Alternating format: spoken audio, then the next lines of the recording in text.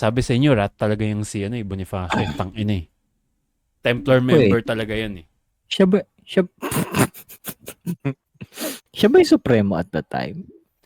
Oh, siya. Hindi ba pinalitan na siya nun? Pero Hindi. saan siya pinalitan? Yung unang 1995. Supremo, sila Paz. Tapos, naging si Bonifacio. Oh. Kailan mo sila Kumbaga ba? Paz? Lapas Batchoy. Supreme. Hindi ko naisipin yun eh. It's in the past. It's in the past. Mga hayop.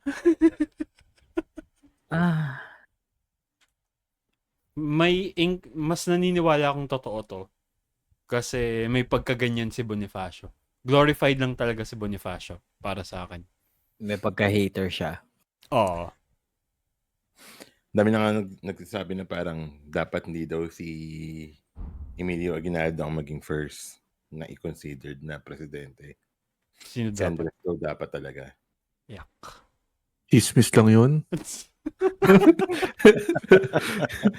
Dalawa lang. Sabi nga ni Lord, chismis ngayon, kasaysayan. Noon. Ay, chismis noon. Kasaysayan ngayon. But,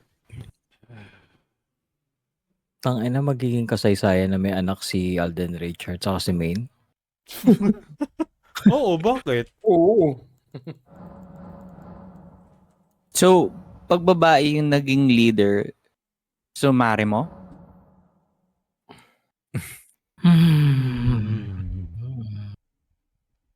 wait, di ko na-gets. Paano